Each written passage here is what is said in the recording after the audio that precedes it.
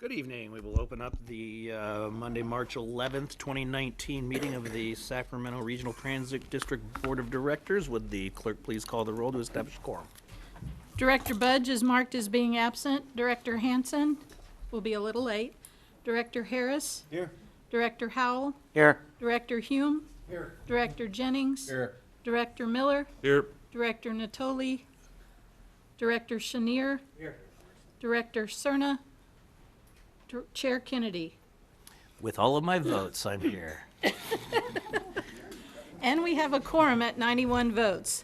This meeting of the Sacramento Regional Transit District will be cablecast without interruption on Metro Cable 14, the local government affairs channel. Tonight's meeting will air on March 13th at 2:00 p.m. and replayed on March 14th at 9 a.m. and will be webcast at www.sacmetrocable.tv. It is also closed caption. Members of the audience wishing to address the board should fill out a speaker card located at the rear of the room and provide it to me or Adam. Excuse me. Please speak into the microphone and state your name for the record. We would appreciate everyone turning off their cell phones. Thank you. And if you will join me in the Pledge of Allegiance. I pledge allegiance to the flag of the United States of America and to the republic for which it stands, one nation, under God, indivisible, with liberty and justice for all.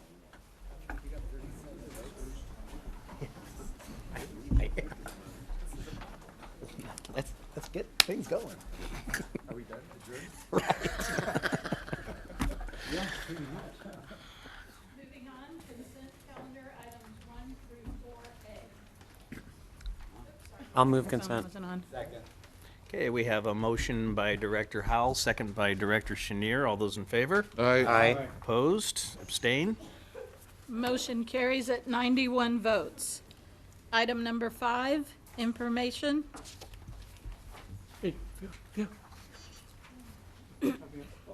Sorry.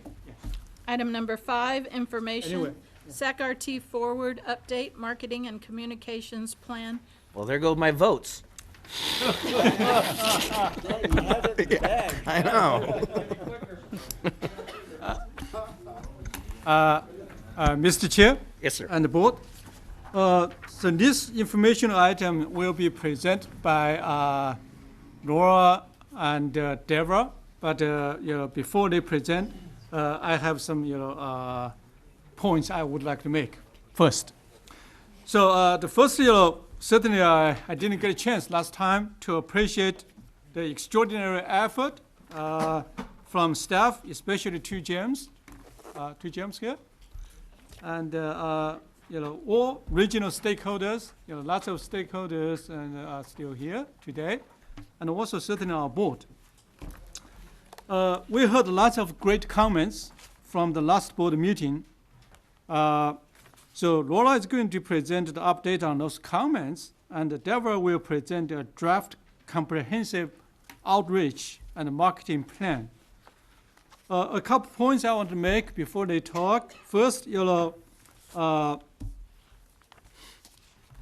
our overall goal is to totally redesign 30 years old and largely outdated bus network. We try to use very limited resources to do that. And we received thousands of comments from the website, through the website, virtual workshops, open house, and many other means. The major changes or themes are, more weekend service, more frequent service, and more late night service. I want to specifically, mention the late night service. We have lots of job sites, and those factory workers, minimum wage workers, have to work very late. And then they talk to us. They want the service, and so they can, be able to really make the ends meet, and to be able to keep the job, to be able to get a promotion.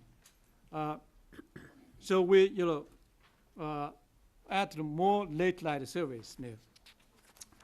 And we also kept all kind of school trippers and add 4 additional school routes that will particularly serve the Sengwang Unified School District. We're working with the city of Sacramento to implement a pilot in summertime, which will provide free transit passes for all students in the Sacramento Unified School District, with a guaranteed approximately $1 million in fare revenue from the city. Thanks to Councilmember Schneer. Also, we recognize that Sacramento likely will take over Elk Grove E-train service in July, and we understand we need more time to develop and implement a comprehensive strategic communication plan. And we will move implementation date from the June-July timeframe. Originally, we said June-July timeframe. We're going to implement this project. We're going to move that to September. So we will have 2 or 3 more months to communicate with our riders and the public. And we know how important to get this right for our customers, and we will not rush to implement. Another major point here, the last point, the point 4, we added 3.5% additional service as part of this project. We used the SB1 money to add this service. And we're also emphasizing economic corridors and have increased the service to some suburban communities. As we stated before, we're going to continue to reassess the network and update the board regularly. And as part of this project, the next step is to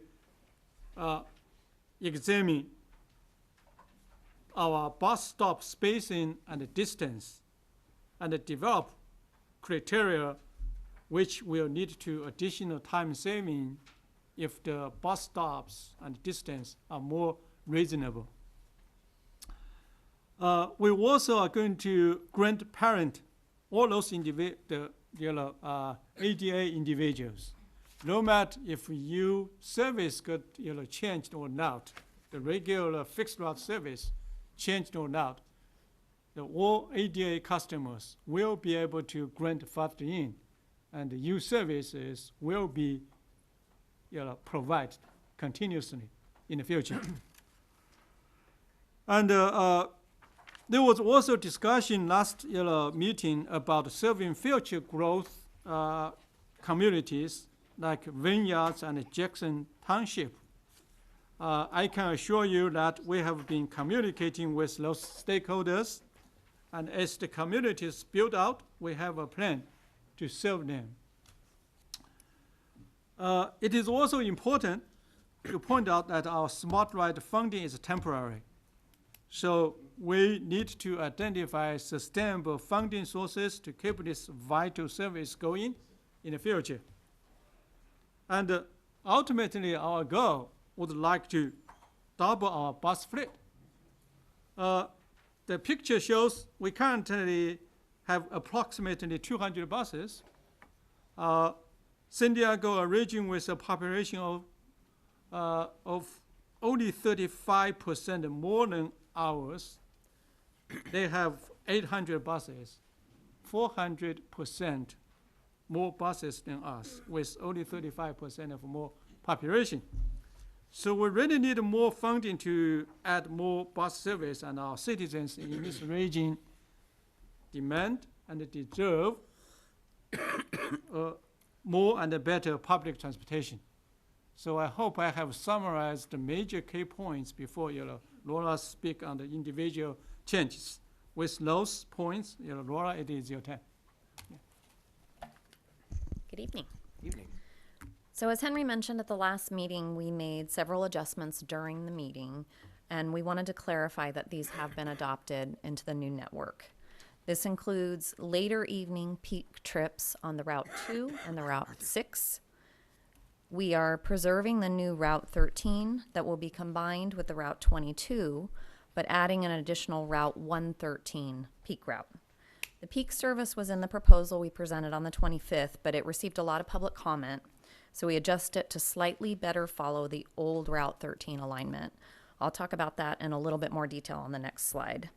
We are keeping Route 68 on 44th Street, serving the Fruit Ridge Community Collaborative and other existing riders on 44th. And residents on La Riviera will now have weekend bus service with Route 84. Lastly, I wanted to mention that we're launching a planning effort on the Sunrise Boulevard corridor, and we'll provide more information on that topic at our next update. So as I mentioned, the new 113 will be a one-directional peak service following the routing of the old Route 13 from Arden-Del Paso Light Rail Station along North Market Drive. In addition, we'll be able to preserve our plan for the new Route 13, which will be combined with the current Route 22, that will provide crosstown service and give improved frequency, Saturday, Sunday, and holiday service to the South Natomas community and serve other key destinations. We work directly with the concerned employees on the North Market corridor, and some of whom attended our last board meeting, and thank you to them for bringing their concerns to our attention. We received a very positive response regarding the proposed peak service from those employees. We have been communicating with them directly. Okay, so we are planning to add 4 new peak trips to better serve high schools and middle schools in the San Juan School District.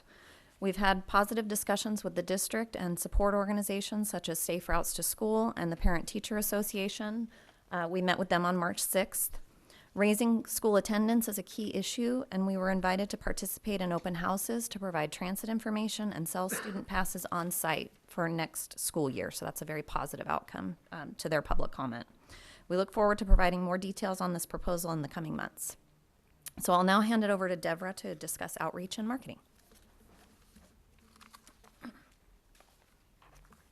Thank you, Laura. Good evening.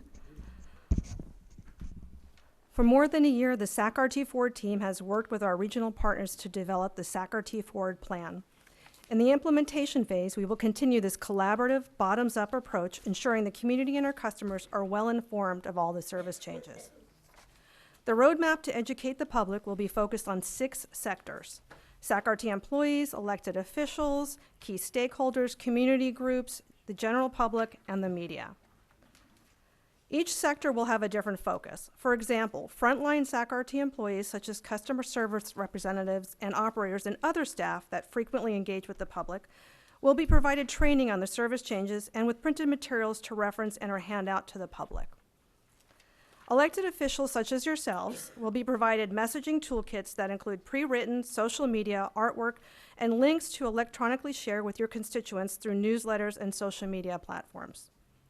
For stakeholders and community groups, which includes neighborhood associations, service agencies, faith-based organizations, schools, chambers, business improvement districts, and community organizations, the SAC-RT Forward team will schedule presentations to go back out and inform them of the service changes that were approved, as well as provide printed materials in multiple languages. For the media, we will provide them with briefings, press releases, host a press conference during the first week of service, schedule appearances for television and radio programming, draft editorials, and encourage reporter ride-alongs. However, the #1 priority will be reaching our customers and the general public, and no stone will be left unturned. Similar to our other outreach and marketing campaigns, we will implement 3 major elements for the SAC-RT Forward campaign, which is already underway. Owned, which includes materials we create and share with our riders. This includes our website, signage, social media, flyers, booklets, presentations, the online forum, email blasts, videos, passenger newsletter, interior and exterior bus and light rail advertising, and most importantly, engaging with the riders one-on-one while riding buses. Earned, well, we can gain recognition and a following through our communication channels, such as sharing social media, mass media outlets, online forum, community events, editorials, and others. Paid, where we will purchase digital print, social media, radio, and TV ads. Tonight, I will provide an overview of what we have planned through the start of service.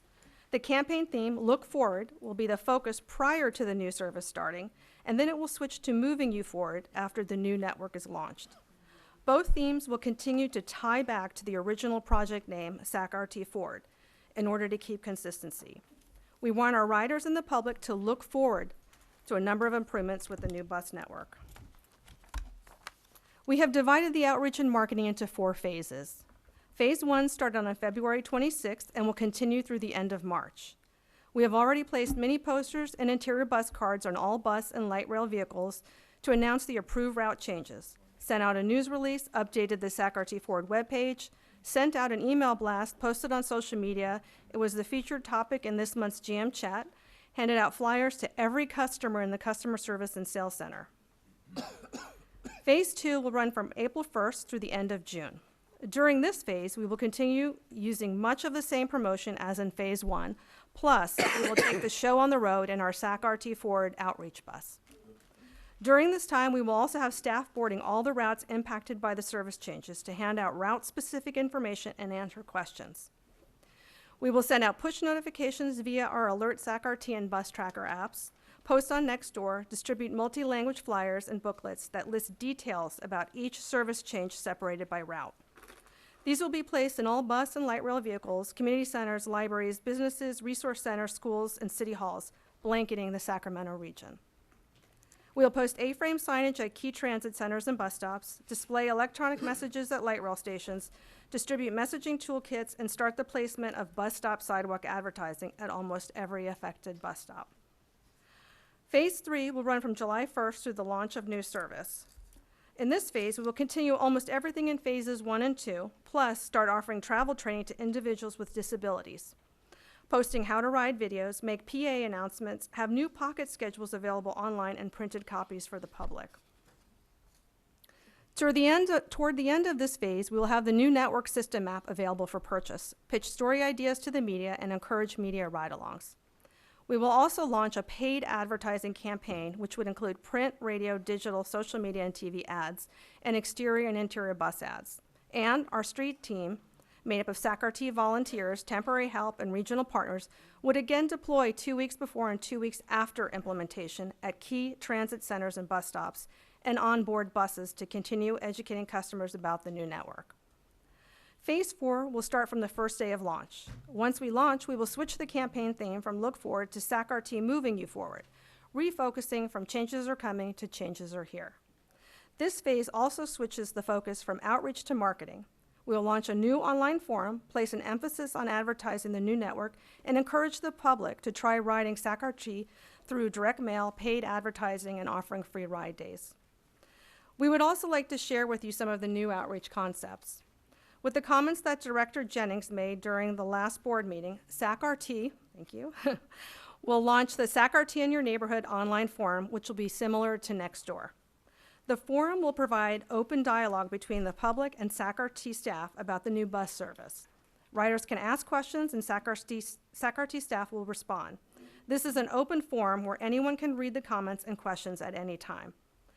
In addition to A-frames placed at major transit centers and bus stops, we will use sidewalk advertising. This is a new form of marketing for SAC-RT that will use stencils and chalk to message riders about the service changes at all affected bus stops. This is a great way to get information out to customers where a traditional sign may not work. The branded SAC-RT Ford outreach bus will be decked out with signage, printed materials, and a large flat screen TV to play informational videos to engage both customers and the general public about the new network. As I touched on earlier, we will do extensive media outreach, including reporter ride-alongs, where we will invite reporters to ride around a few of the new routes and ask questions and get feedback from passengers. Send out news releases about the system changes and highlight key improvements to each region. And we plan to hold a press conference during the first week of new service. We will invite some of our transit partners to talk about the importance of a better transit network to connect to the region and more places and more services. This was a broad look at the outreach and marketing campaign elements. There's much more to be planned. However, we are always looking for new ideas and more ways to engage and share our message with the public. So we welcome your feedback and suggestions. That concludes the presentation, so I'd be happy to answer any questions. Laura is here, Henry can answer questions, and we can take feedback. Anyone from the board? We do have a couple of public speakers. Okay, thank you very much, Deborah. We'll start with John Perryman. you have a doc cam? Okay. Good evening, ladies and gentlemen of the board. I'm John Perryman, a teacher at Luther Burbank High School, also a Sacramento resident. And I'm looking at your flyer, social media campaign, open forum, good PR for SAC-RT. And what I'm here tonight about is, of course, well, social media thrives on outrage. And positive PR not so effective.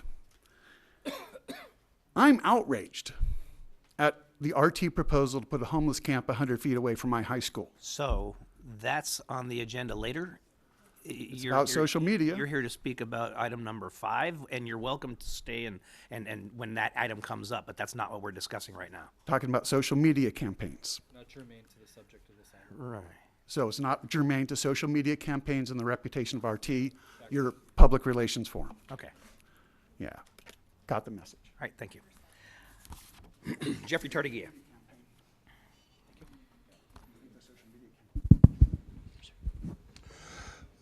Jeff Tardigia. Last board meeting, I was complaining about scheduling. I have now learned through the MAC meeting that you have at least this year been working on scheduling efforts, because the key thing is not only having what schedules go where, but also where are the transfer points. And I didn't believe, after spending 4 months' effort on that to get from the reverse of a year being spent on this, that you were going to be able to do that by June. So I'm glad to hear September is now the new target of deadline through there. One of the things that seems to be is it would be really helpful not only for you to know your scheduling effort and some better input through there in the month of June to know what in the world are some of the things you're still not aware of through there. And I just bring that to the board in the context of what you're doing and going forward to, and believe that there's still things that you don't know. When public comment comes about, I will talk about some of those other aspects of things that you presently do not seem to be aware of in the context of trying to master both buses and light rail, and again with the other changes through there. Hopefully you will be able to accommodate where Elk Grove travels through the region, and whether that can supplement some areas of service that you are removing. Great, thank you, Jeffrey. Is there any other board questions, comments? All right. Next item, item number 6, approving fixed route ADA Paratransit dial-a-ride maintenance operations contract and the Second Amendment to the service agreement for the City of Elk Grove, presented by Laura Hamm. There are 2 resolutions that we're asking the board to move this evening. Move approval. We have a motion. Is there a second? Yes. We have a motion by Vice Chair Hansen and a second by Director Howell. Is there any comments or questions? Mr. Chair. Yes. I just want to thank the staff. I want to thank Director Hume. I think this agreement's a lot better than it was before, and it came through collaboration and a lot of hard work, and our team and the Elk Grove team deserves a lot of credit. Director Hume, thank you for all your hard work on this. And thank you all who served on the subcommittee. I appreciate it. All those in favor? Aye. Opposed? Abstained? Motion carries at 91 votes. So that was kind of a quiet way of history we just did there, by the way. Thank you. Next is item number 7, information. Update on the potential use of property at the Florin Road Light Rail Station for a homeless shelter, presented by Brent Bernicker. Okay, so we do have quite a number of cards on this item. Sir, if you want to turn in another card to speak on it. You already did? Okay, thank you. And so because of the volume, I'm going to have public comments to 2 minutes.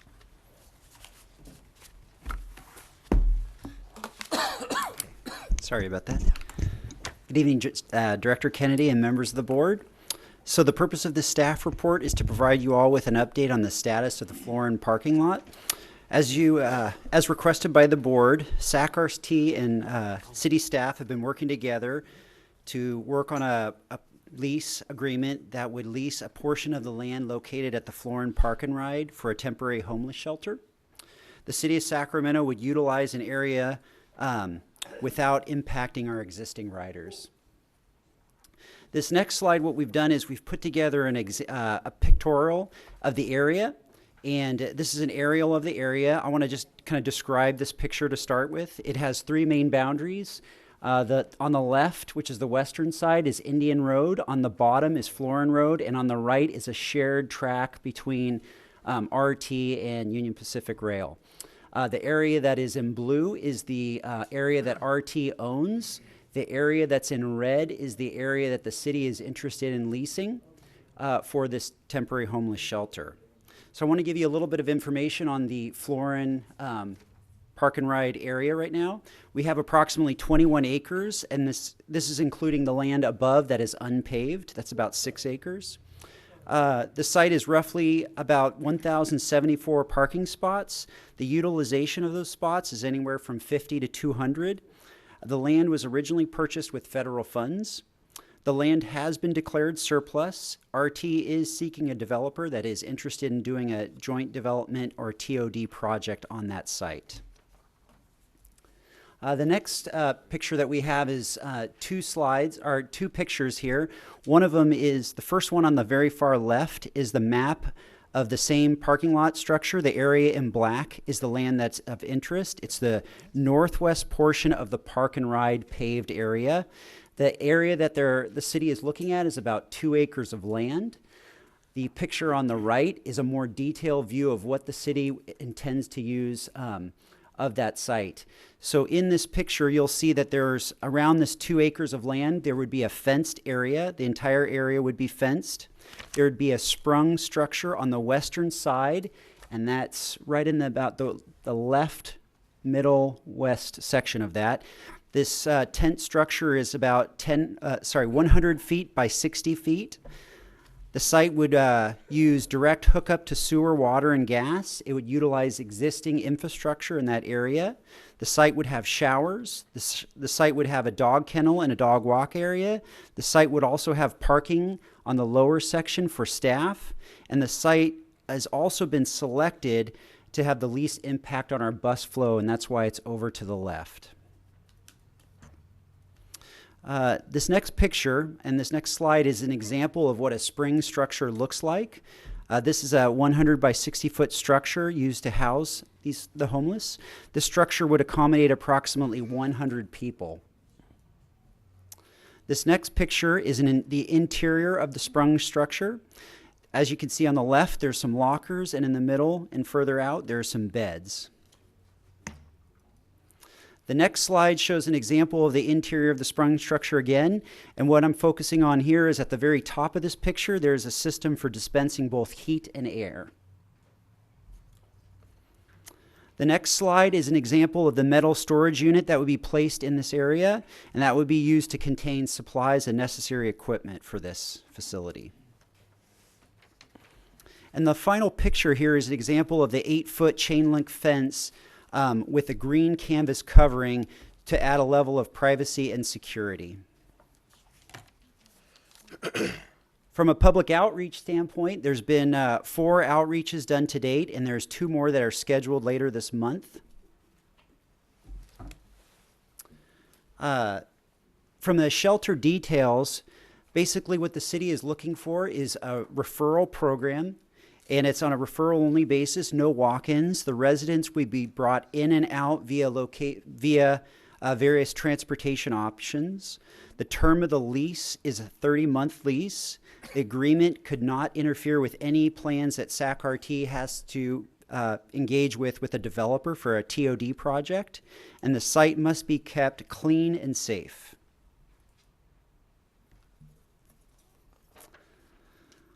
Some more terms that the city and SAC-RT must follow. Because it was bought with federal funds, the FTA is involved in this, and it requires concurrence. Also, with a federal purchase, you can't just lease the space for no value. There has to be received a fair value, and it must be incidental use. Next, there must be strong security language in this agreement to ensure safety on both parties. Also, we must have all operating and modification costs for the shelter must be paid for by the city. And fifthly, there must be strong indemnification language for SAC-RT.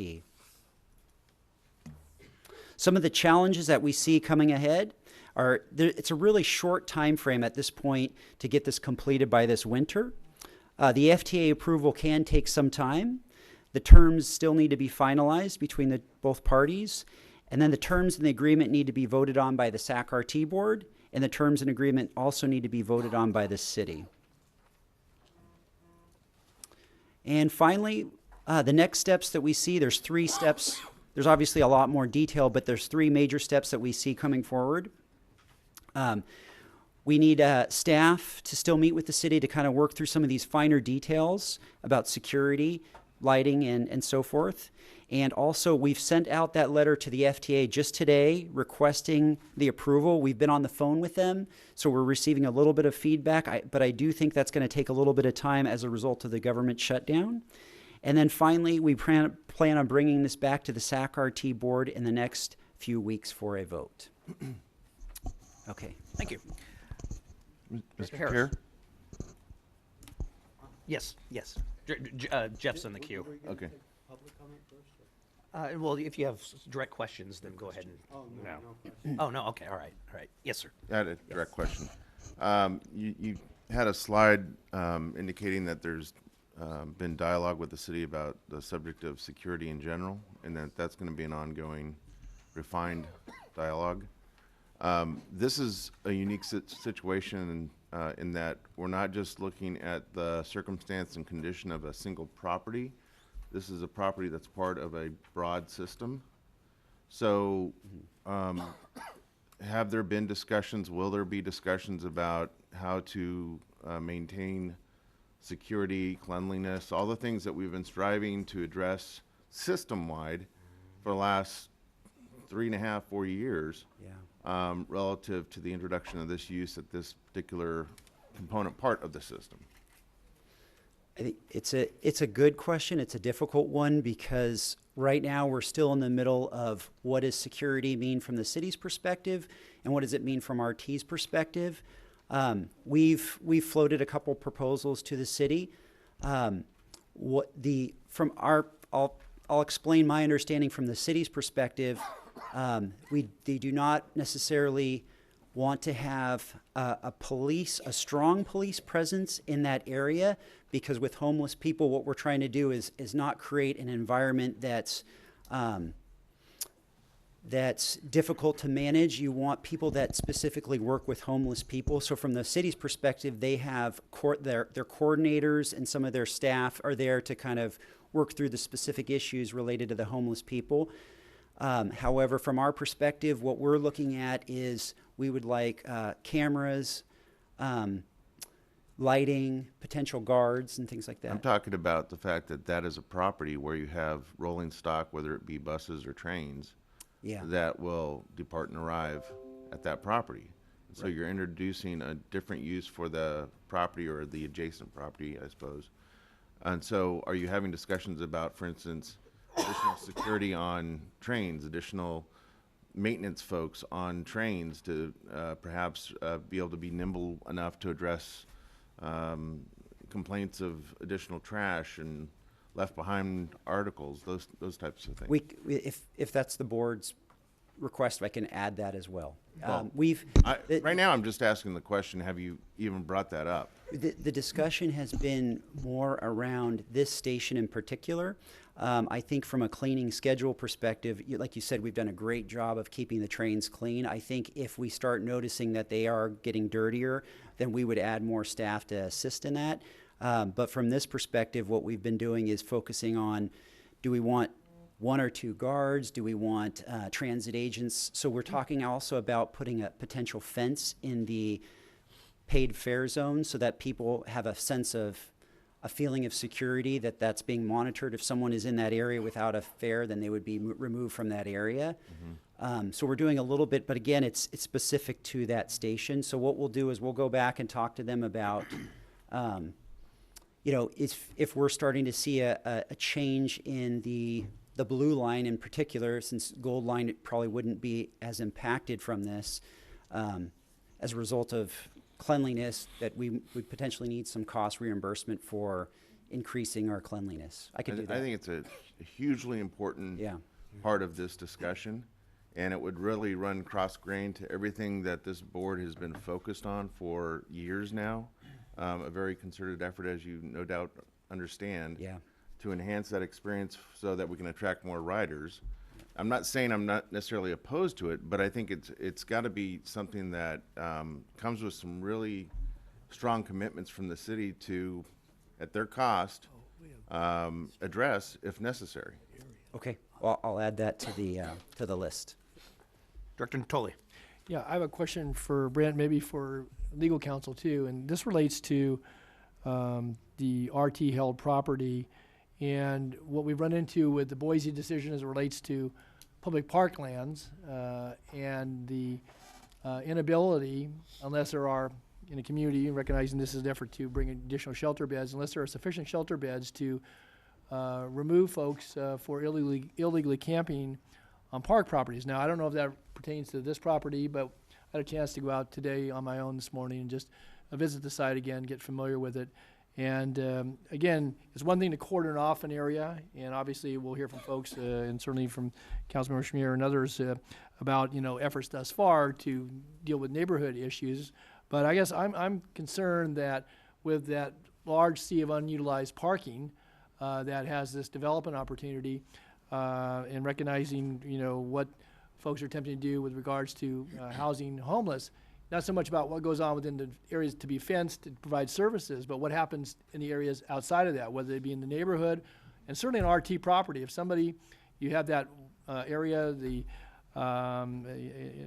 it's now has chain link fence. Chain link fence is kind of in a, in a little bit of a condition that it needs to be, and this is on the rear portion beyond this site. But there's a large field there. Some of it's RT property, maybe some other held by some other entity furthest to the north. You have a drainage area in there, and again, recognizing certainly the efforts at the Railroad Avenue. If I go to the Parkway or to the Steelhead Creek area and look at the area outside of where that shelter is, that is the concern that I have, is may happen here, and what ability beyond security or RT staff, certainly city's commitment regarding that. Again, I trust those components, but if somebody takes up, or a number of somebody's take up, their habitation on the paved area or areas adjacent and held by RT, do we have the ability under the Boise decision to, have them removed? Because there are some pretty strict stipulations that's still to be tested. I don't know where we would be next winter or the winter after, but for right now, that's causing us some severe challenges in areas that are, under certainly county maintenance in the American River Parkway, but other areas in the community. So I guess my question, I kind of a long preface to it, but what have people looked at that, and what does that mean? Not so much to the areas being, outlined here in your presentation, Brent, but to all the other areas there, from the standpoint of somebody taking up occupancy and saying, well, I'm not going into shelter, but I'm camping here for the winter. Yeah, I'm going to turn to Matt. Do you want to talk a little bit about Brent. That's something that we'll need to look into further. I've made a note of your comment, Director Natoli. Okay. We'll look into that and get back to you. Okay, because I think it's important. Yeah. To have some, I think, there's a couple issues that you brought up, quite a bit of issues. One thing we have had discussion with the city staff is, even though that the land that they're looking at right now is the paved area, we are very aware that the area that you're talking about that is unpaved, there is some holes in the fence. We talked, part of that agreement will require that all the fencing in that area be repaired. We've also talked about potentially having gravel in that area so that if there is someone out and we need a police vehicle to be in that area, that we get some something set up so that we can monitor that area. So those are some things that we're working on, but it doesn't necessarily address your question about the habitating. Right. Okay. Or the habitating there. Okay. Yeah, wrong word. Sorry about that. Anything else? All right, then let's go to public testimony. And our first is Hillary Gould.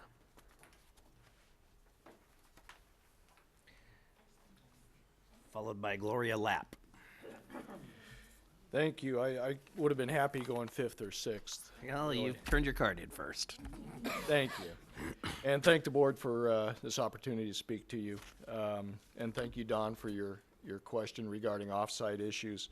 And that's what I'd like to speak to you about this evening very briefly. We've got a lot of people behind me. But PBID 101, the property owners pay the freight out there within the district boundaries. And they are already paying more than their fair share of cleaning up after the homeless situation that we're experiencing out there. And to make my point, with the support of the board, the executive director, Corey DeRue, began an enhanced services program beginning in May of 2017, in large part to keep up with the increase in dumping by the homeless and their camps. To keep up with this increase in volume, she had to bring in a roll-off, a 40-yard dumpster, in June of 2018. In the 7 months of 2018, we collected 27.9 tons, just under 8,000 pounds a month, and we're on track to continue that pace in 2019. That was predominantly homeless-related articles going in there. Some of you may be familiar with the Winter Sanctuary put on by the faith-based organizations in the city and the county, and that just wrapped up in a number of districts that I serve. I'm sorry, let me backtrack. I administer the maintenance for the Florin Road Partnership and 6 other PBIDs in the city and county of Sacramento.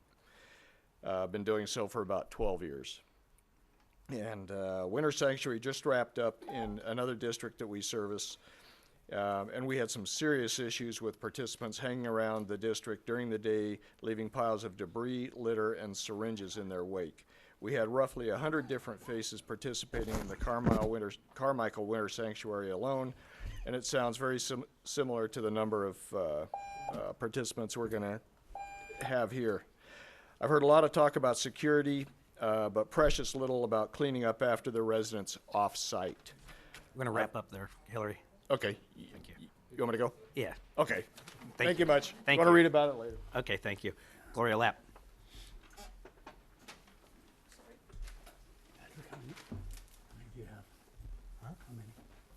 22. My name is Gloria Lapp, and I emailed all of you, plus the mayor, my comments in early February. So this evening, this proposed site is basically in a neighborhood, as you're well aware. This is an area surrounded by homes, businesses, and schools. Directly to the east is the mobile home park, Southgate Mobile Home Estates. West is Woodbine neighborhood. Southeast is Luther Burbank High School. Students from surrounding neighborhoods walk through the parking lot there at the RT lot. On Indian Lane, these homes actually face that parking lot. Property values most likely will be devastating for these homeowners and the business owners. I realize this parking lot is underutilized, but a much better use would be to bring in businesses to bring some life back into Florin Road. This location being in a neighborhood is not an appropriate location for a shelter and would only be a temporary fix. I know Sacramento has a homeless issue and something needs to be done. I support any effort to help shelter the homeless. However, I feel this is a temporary fix is the wrong way to go. I recommend spending money on hiring more homeless navigators, which would be more of a permanent solution. If you vote yes to let this proposal to go through, you will be affecting many lives and help further the impact on an already depressed area. Thank you. Thank you. Barbara Ettrick. Followed by Elizabeth Delgadillo. Good evening. I'll try to be quick, even if I'm short. I'm here tonight representing both Florin Road Partnership as the president of the board and as a small business owner on Florin Road.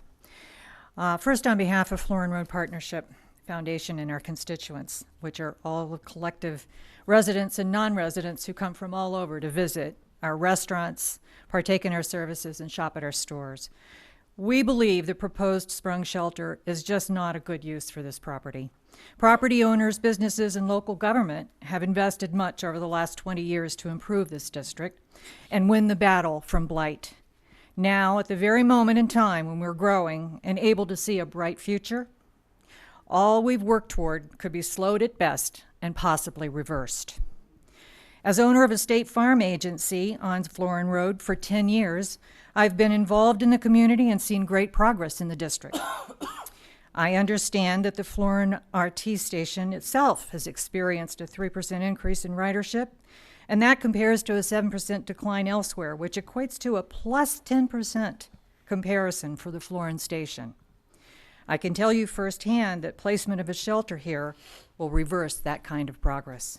I have employees and customers who use RT, and they will no longer feel safe doing that. Remember, often it's the perception that's hardest to overcome.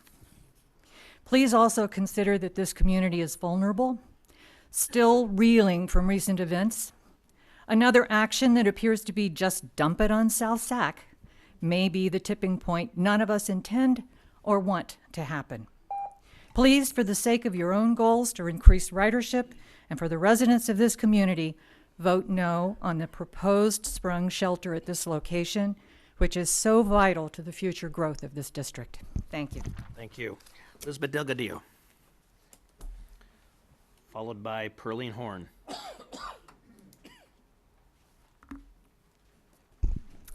Hello, my name is Elizabeth Delgadillo, and I'm the manager of Southgate Mobile Estates. Southgate has 435 spaces with about 1,200 residents, many of which use your transportation system daily.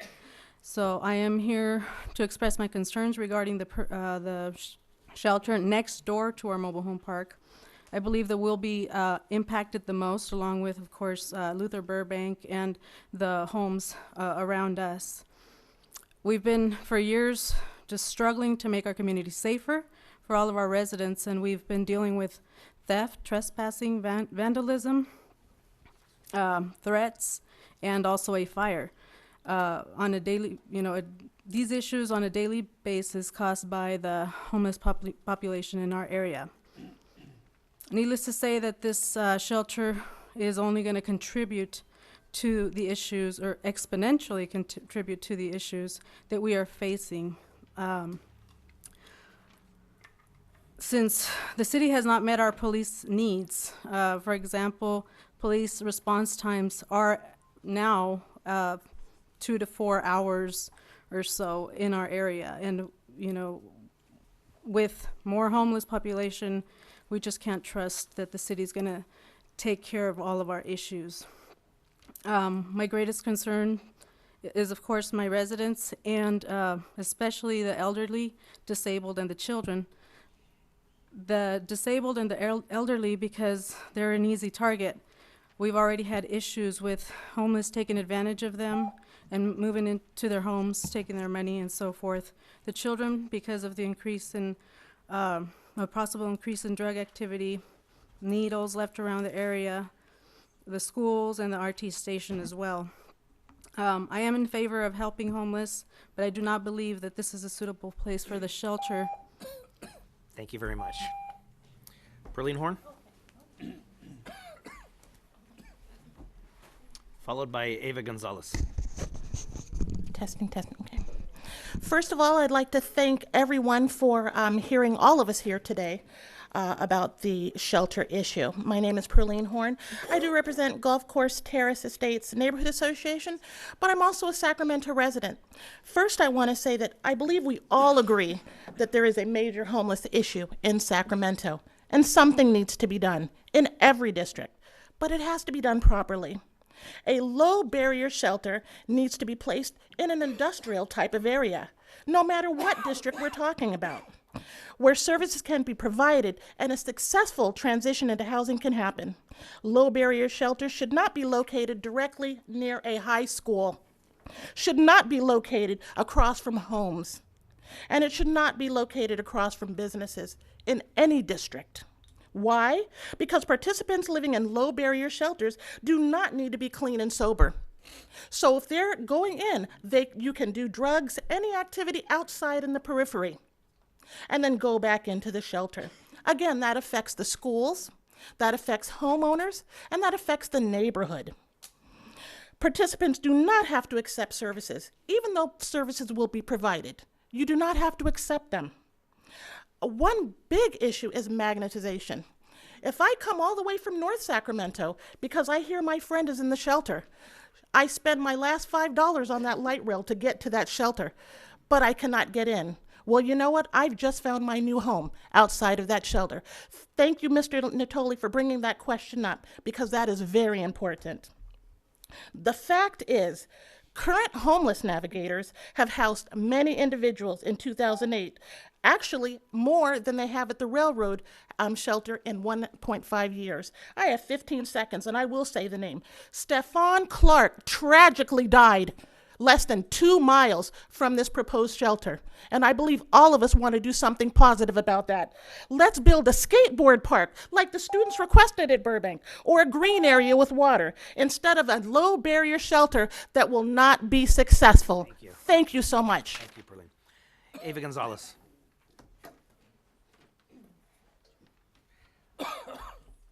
Followed by Bob Erlenbush. Thank you for this opportunity. My name is Eva Gonzalez, and I will be reading a letter on behalf of the owner of the Southgate Shopping Center located on Franklin and Florin. It's a long letter. Read fast. Yes. As the chief operating officer, Susan Rodson, of the Newmark Merrill Companies, owner of 365,000 square feet at the Southgate Plaza located on Florin and Franklin, I am writing to voice opposition to the proposed sprung structure, homeless shelter at the Florin Light Rail Station. We have invested millions of dollars at the Southgate Plaza to revitalize the physical appearance and security as the center, as well as sponsored many events to make the plaza better and to make the community feel welcome and safe. We currently spend over $400,000 a year to provide 24/7 security at Southgate Plaza. Over the last year, we have removed over 2,000 transients from the property, 300 panhandlers and solicitors, and over 100 homeless removed from dumpsters. Approximately 80% of the reported activity by the security at Southgate involves homelessness. Southgate Plaza has lost its grocery store, Walmart, Ross Dress for Less, and many other tenants due to the difficulty in attracting customers because of security issues and concerns. The center was over 60% vacant, contributing to the blight of the neighborhood. We purchased the shopping center, invested significantly in lighting improvements, and now the shopping center is 95% filled. While we are supportive of providing housing options to the growing number of homeless, we believe the proposed shelter will only add to the already growing concentration of homeless in these low-income neighborhoods. The area is already concentrated with social services and recently opened a GEO reentry service for federal parolees. The homeless who are served by the shelter will be on the streets in our neighborhood during the day, pushing carts, panhandling, loitering, and drug dealing and stealing. Thank you very much. Thank you, Ava. And by the way, that letter will be distributed to everybody on the Thank board. you. Okay. Bob Erlenbush, followed by David Vira. Dale Vira, sorry. Good evening, Bob Erlenbush with the Sacramento Regional Coalition to End Homelessness, and I'm a resident of Councilmember Jennings' district. So I live fairly close to the site that you're talking about and drive up and down Florin Road, Meadowview, Mac Road, and all you have to the gym, as a matter of fact, all you have to do is drive those streets. I don't know what people are talking about in terms that you've already heard. The homeless people are already there. We've heard testimony from the Black Children's Crusade that they're seeing more and more homeless families up and down Meadowview and Mac Road. This is a way to provide safety for homeless people. I don't know if the audience understands that 1 out of every 6 days, a homeless person dies. Almost 35% die very violent deaths. We're talking about blunt force head injury. We're talking about murders, gunshots, stabbings, not homeless on homeless, but people who prey on homeless people who disproportionately are getting old just like I am. The bottom line is we have an increasing senior, very vulnerable population of women, children, and seniors. The whole purpose of this shelter, and I congratulate Councilmember Chenier, and the other council people who are considering these types of programs to meet the mayor's challenge, because we have a crisis out on the streets. I think you've done due diligence in terms of addressing community issues of lighting and security, and I would encourage you, if around the issue of picking up trash, I've said it many times before, why not hire homeless people, create a homeless employment program for homeless people to pick up trash if that's a concern. Emily can speak better than I can that the railroad shelter is a proven model that works. Thank you, Bob. And I look forward to your support. Thank you. Dale Vira.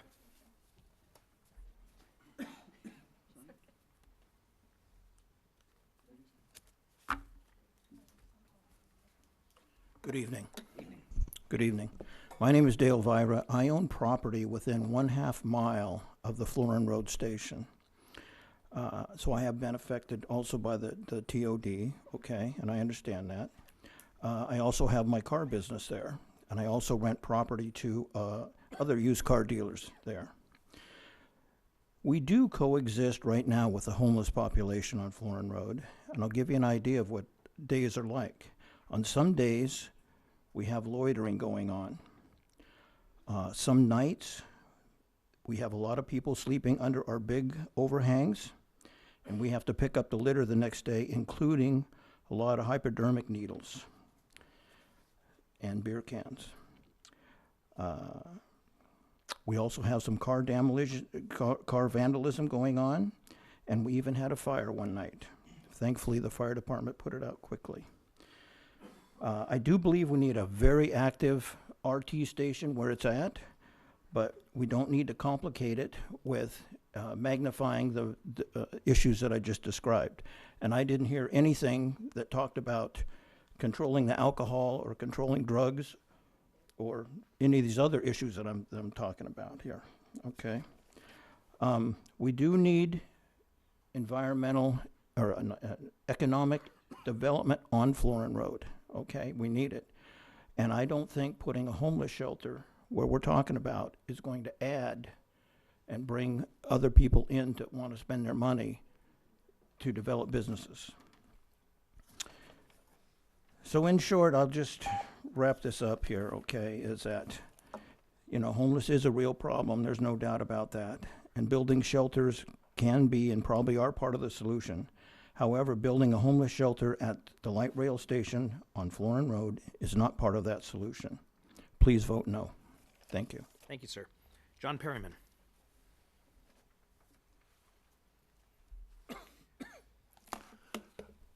Polling my students, about a third have no opinion, and it's about 20-1 opposed. Their parents say they will not be allowed to stay after school, do sports, stay for after-school programs, for fear. Yeah, I'm outraged. And we're gonna tie this to you. I'm not an expert in social media, but my kids are. It'll be easy. We'll photograph the homeless. We'll put it on every open forum you have. We'll create our own hashtag SacRT. This is a cynical ploy by a city councilman to put a homeless shelter as far away from his constituents as he can. Your vision statement says, attracts and serves riders by offering an appealing transportation notice. You do not want to get tied into this mess. Thank you. Thank you, sir. Millie Naturale. You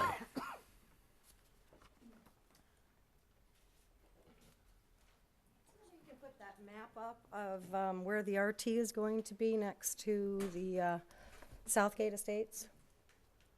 Would you? Perfect. For the record, my name is Melanie Naturale, and I'm a resident of Southgate Mobile Estates.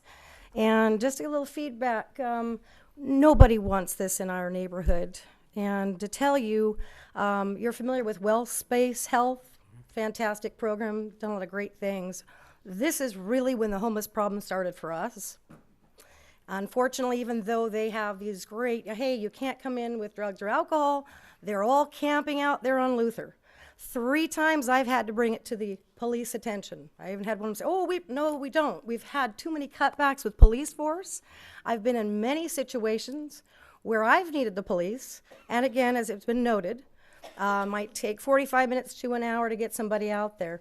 So currently, we don't have the security, and not only that, but we've got fires going on at least twice a year in the back area there that's owned by that RT.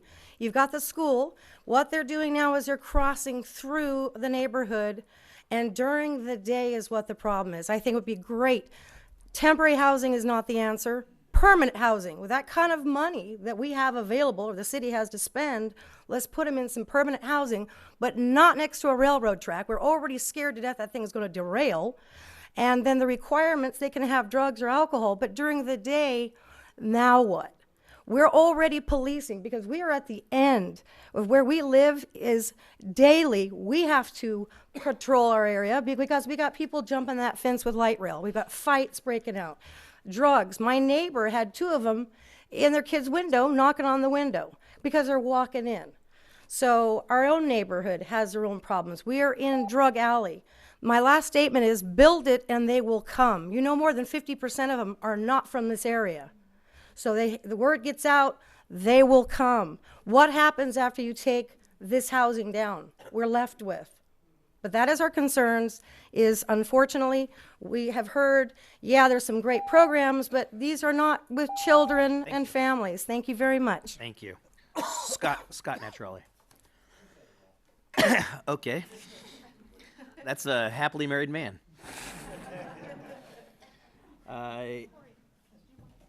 Elodie Aldaco?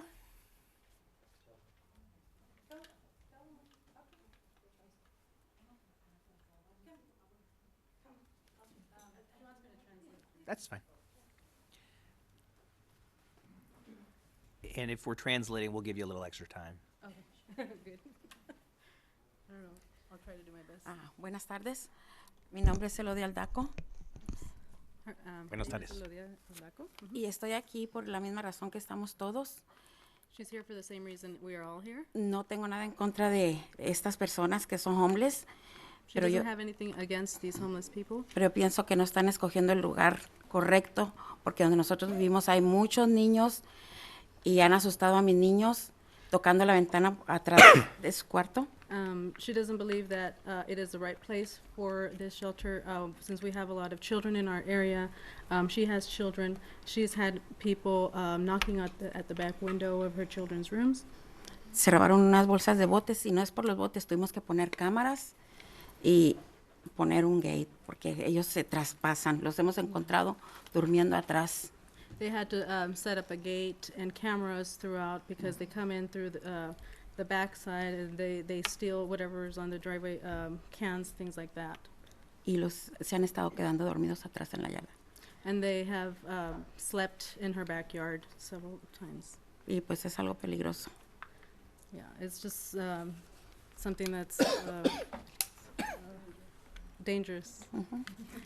Es todo. Gracias. Yeah, that's it. Thank you. Muchas gracias. Corey DeRue.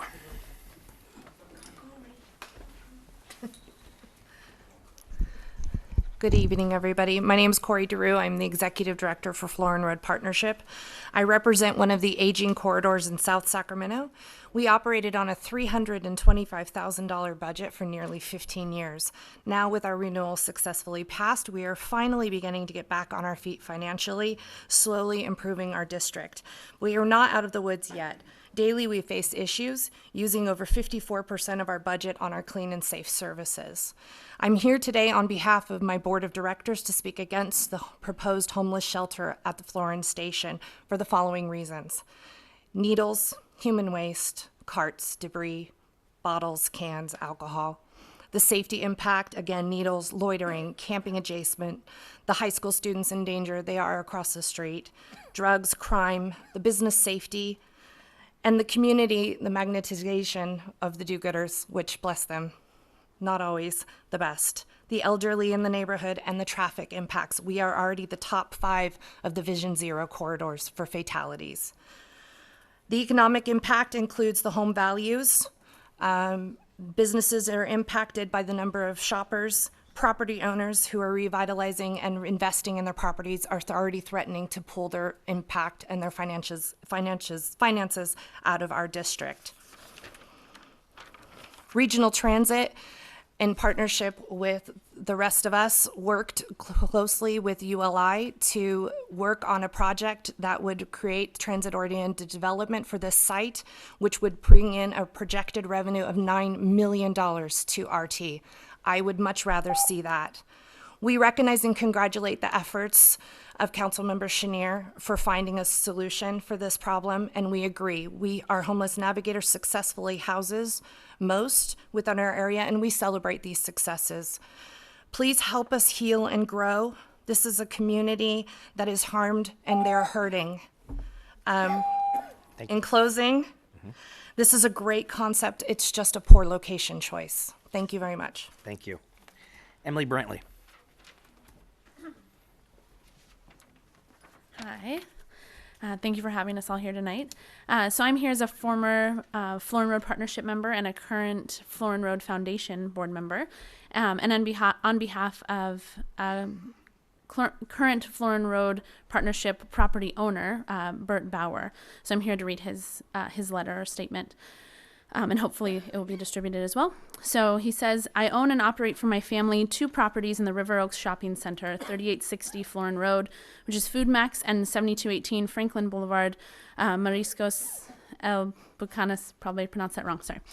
Since purchasing the properties only a few years ago, we have been struggling daily to provide our tenants and customers with a safe retail and restaurant environment. Since we are a family-owned and operated business, this has become quite a burden. We are dealing with an epidemic of lawlessness on our properties from individuals who are camping and cooking illegally, urinating and defecating at will, bringing dangerous dogs on our property which threaten customers, abusing illegal drugs, writing graffiti on walls, setting parts of our buildings on fire, dumping trash daily, selling contraband on our property, stealing from our tenants, drinking alcohol, and becoming belligerent. The only reason I have not given up and sold these 2 properties is due to the heroic efforts of Corey DeRue and the Florin Road Partnership and Officer Kelly Streich of the Sacramento Police Department. These 2 individuals have worked closely with my property manager, Lucrecio Rodriguez, to keep the entire River Oaks Shopping Center clean and safe. Despite all our efforts, funding, and civic spirit, we are barely able to operate safely. I'm afraid that if the proposed homeless shelter becomes a reality, I will have no option other than to begin looking for an exit plan. I simply cannot ignore my fiduciary responsibilities to my family. They are all dependent on the River Oaks Shopping Center for their livelihoods. Please join all of us who are desperately trying to make this part of your city a safe and appealing place to shop and visit. Please work to find a more appropriate location for your shelter. Sincerely, Bert Bauer. Thank you very much. Jane Sharesky. Followed by Sherry Woods. Yes, I'm Jane Shirosky, and I live in the Southgate Mobile Estates. Our property values are going to go down by 65%. Is the county going to give us that money? I still have to pay my taxes at a ridiculous rate. Everything over there, there's been rapes at the light rail. There's never been anybody ever over there to take care of things. When you call the cops, my bedroom, I can look right at light rail. I'm right across the street from it. And I've had women screaming. They are being raped. Help me, help me. When you call the police, it takes over an hour for them to get out there. I've had one homeless person come up on my back porch, do his business, and then think he's going to sleep on in my enclosure. I took my gun and I told him to get his ass off of my property or I would shoot him, and he would be right there when the morgue got there to pick his ass up. I'm tired of it. My husband and I are in our 70s, and we're quite a bit younger than a lot of the residents in there. I won't put up with any more of it. And if it has to be that we have to beg for security and stuff from the county, somebody better damn well do something. We're sick of it. They come in, they drop their drawers and poop right on the sidewalk on Florin Road. I've seen it 4 times in the last month. It's just not a good place to have that. My house has been robbed twice by them. Thank you. Thank you. Sherry Woods, followed by David Plagg. I think. Hi, I'm Sherry Woods, and thank you for your time. This is a noble cause. I have fed many homeless. I have been in with group homes. I have worked in the psych facility. I have medical background. I know that they are hurting. However, I have been a resident, but an owner. We are owner occupied at Southgate, and only if you own. So we're not renters. And I have been there 20 years, and I have watched since the light rail has come in there. My son used it for high school, went clear to Rancho Cordova to a special class, special school for things that he wanted to specialize in, took it every day. But it came at the end where that I was having to take him out there because things got unsafe. And that is just now, and that was 6 years ago whenever he graduated. We are suffering over there already with just what we have with homeless. I watched 2 days ago someone void on the front, right out there. They have no shame. And it's right there as you exit the gate. They're right there on Florin Road facing the high school, and he's just doing his job, standing up. And you're just in shock. We see stolen vehicles abandoned and burned and all kinds of stuff up and down Luther Drive. We are at your mercy. Yes, we do need to do something for our homeless because many of us who are disabled and live on fixed incomes are maybe 1 or 2 checks away from being there ourselves. However, we're not at this point, but please help us to help them, but not at this location. I thank you for your time. Thank you. David? Do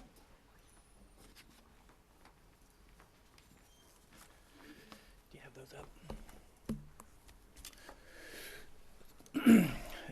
Good evening, Board. My name is David Plagg, and I'm with the Del Paso Boulevard Partnership. I would like to give you a first-hand account of what the homeless shelter would look like on Florin Road because Del Paso Boulevard, has one. It's not the problem of the shelter. And hopefully, Emily, you would agree that it's not the shelter, it's the people that come around it, and you're not going to be able to move them.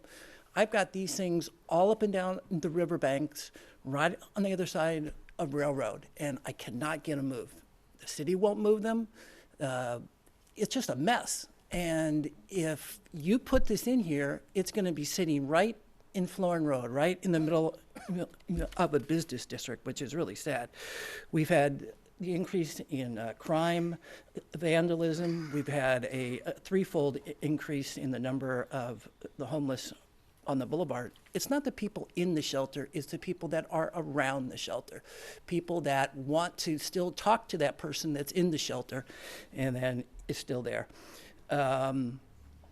It's, as you know, very close to a housing complex. This doesn't have any housing around it at all. And it's obviously next to a high school. To be honest, if you're a board member for RT, there is no way that you can conclude that a homeless shelter on Florin Road would be good for ridership and good for RT. That's just impossible for you to come to that conclusion. This is what you're going to face. And if you guys put this in, Don made the point that the Boise decision is been resolved. You will not be able to move them. And if your legal staff hasn't even looked at that, oh man, you guys are in real trouble. Jeez. Thank you. Okay. Jeffrey Tartagia.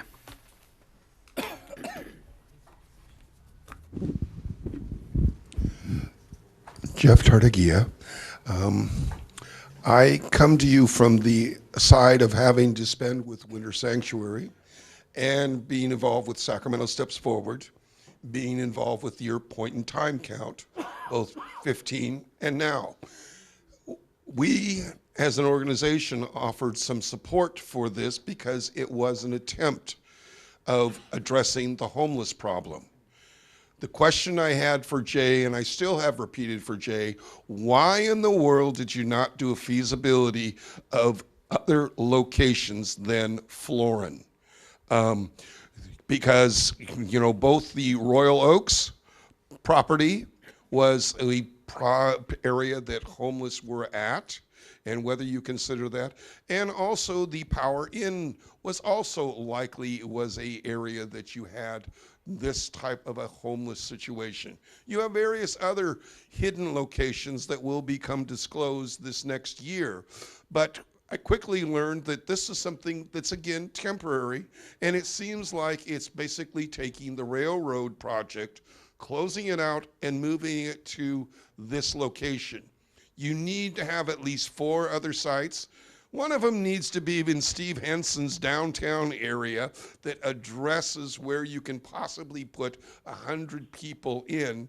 But I look at 47th and I look at Meadowview and see locations that likewise, if this goes through, you're going to have to likewise consider. But it would be great if there had been a better sense of feasibility taking place about this with other areas. Thank you, Jeffrey. Ernie Lair.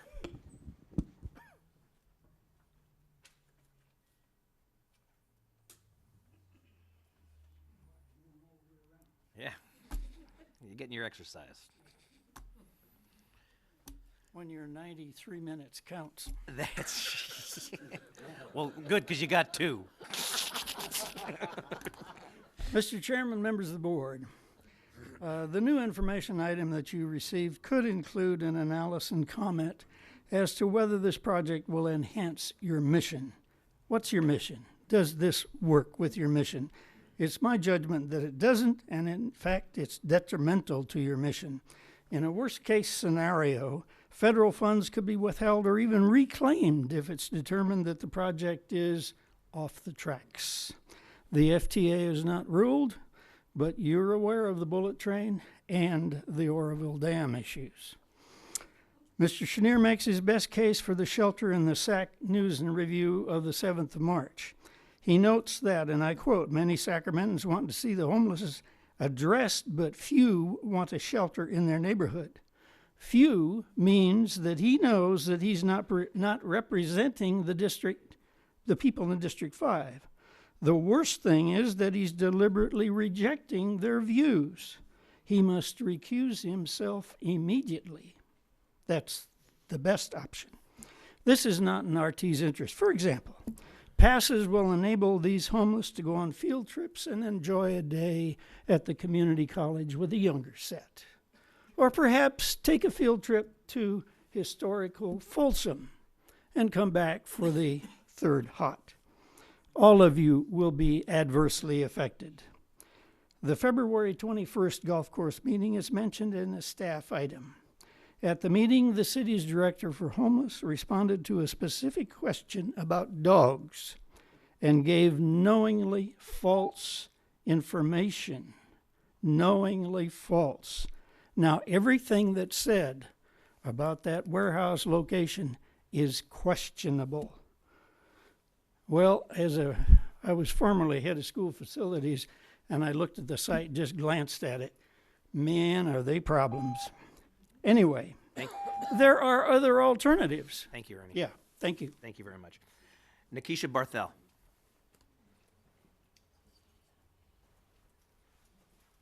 That was my great-grandfather's last name. Oh, yeah? Oh, wow.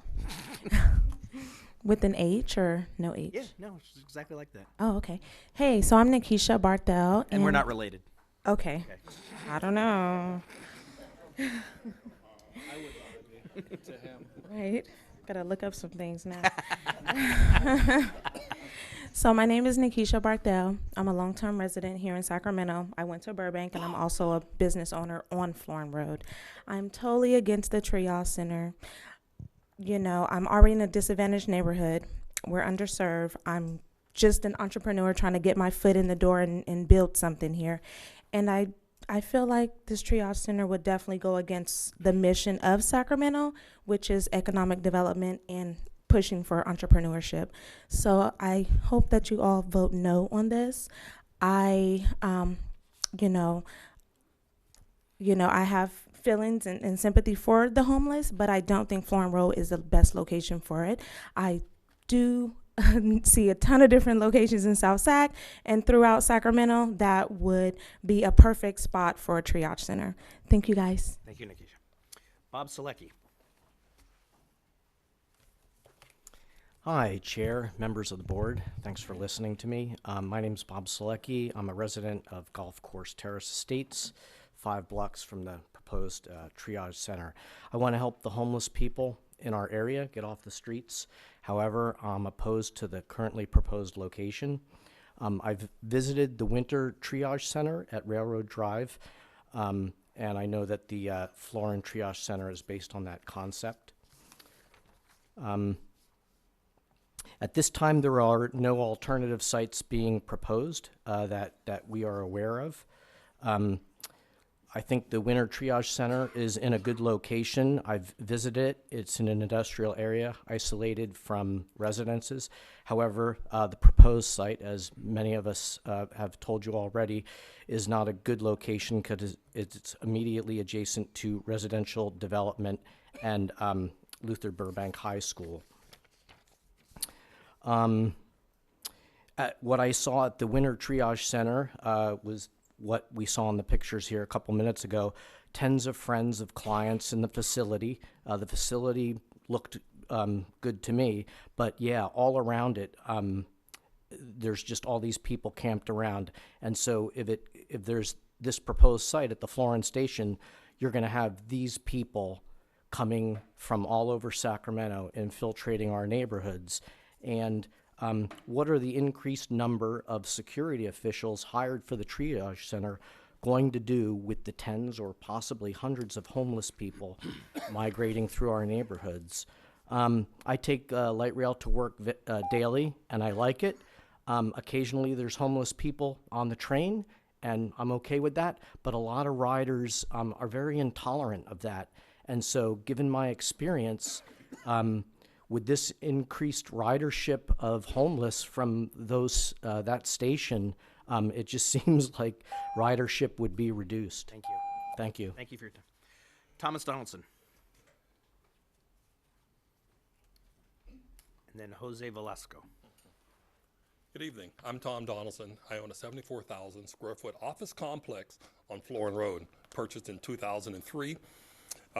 It's a 4,500 square foot complex. I call it ABC, the Arts and Business Complex. Within the last year, I put out 3 fires on my property. One man had a pup tent in the front, built a fire because he was cold. Same thing happened in the back, so it's just a matter of time before I get burned out. Burned out. I understand that California has 75% of the nation's homeless. I also understand that the cities who have the least problem do the least for the homeless.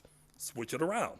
The ones who do the most for the homeless will have the most homeless. That's just the way it's going to be. There's no question in my mind that the right place for the homeless people is a place probably in the county. But why doesn't the county and the city get together and find a proper place like Campbell's Soup, like the old 47th Street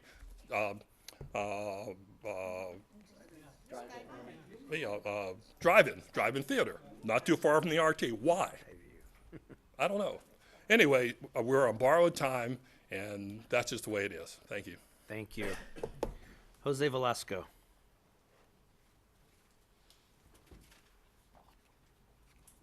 Hello, my name is Jose Velasco, and I live at the Habitat for Humanity homes across the street, 500 feet, and I'm really concerned about the safety for my wife and children. We already have a homeless problem there. My kids play outside all day, so the homeless people are they're going to be free to roam around the streets and use drugs. It's going to happen. They already do it. So I'm just concerned about their safety. And they're not required to take drug tests, but I got to take a drug test to go to work, so it's not fair. And Florin Roads, there's a lot going on. There's a lot of new construction. It's looking good. Business is going up, so this will make it look bad, and our values of the houses will go down. So I'm just really opposed to this. Please vote no. And especially because Habitat Humanity houses, they're all families. They're most of we have little kids. no older than 14 years old, where they don't have no parks around to play, which is better idea than the shelter, build a park. And then it's gonna be like really conserved because they don't have another place to play, you know, everybody get together just in those small streets right there. Yeah, So we're it's really gonna be a concerned little about, the safety of our children, because there's lots of kids that play outside. Yeah, so then we're trying to take walks, you know, and the light rail station parking, so ride the bike and everything like that. So I don't think so. Honestly, like I say, it's no, we're not against to these people, but it's another areas that you guys can find it to provide better services for them. Yeah, I'm not against helping the homeless, but my wife and kids are my world. So Got it. I really want to help them out. All right, thank you for your And time. I'm sorry, ma'am, just for the record, could you state your name? Oh, Leticia Nolasco. Okay, thank you very Thank you. much. His shirt was a little suspect, but, okay. All right, that's all of the public comment that we have. Now we'll take it back to the board. And Mr. Harris? Thank you, Chair. Well, I'm sorry that I have a little bit to say about this. I represent District 3. District 3 is where the current railroad shelter is. I found the site for that shelter and was instrumental in getting it built. In fact, I worked specifically on the shelter with a bunch of volunteers to build the partitions within the space. The reason that I took that project on is because District 3 houses approximately 50% of the homeless population in the 6-county region. In other words, the River District, my area, and the American River Parkway is homeless central for 6 counties. Therefore, homelessness is a big part of my job. It's what I deal with every day. Probably about 40% of my time as a councilman is spent on homeless issues. I went with Emily and other people from Parks and the police department to San Francisco a few years ago now to look at their navigation and triage center because we were floundering in the city of Sacramento. We're having a huge amount of impacts from homelessness, and we had no plan to move forward. We liked the triage idea. We put our heads together. It eventually ended in the creation of the triage shelter. You know, it's been enormously successful. We have housed about, I think, 171 of the most service-resistant people in the city. This can be done. Applying services in a triage setting actually causes people to envision a different way forward in their lives.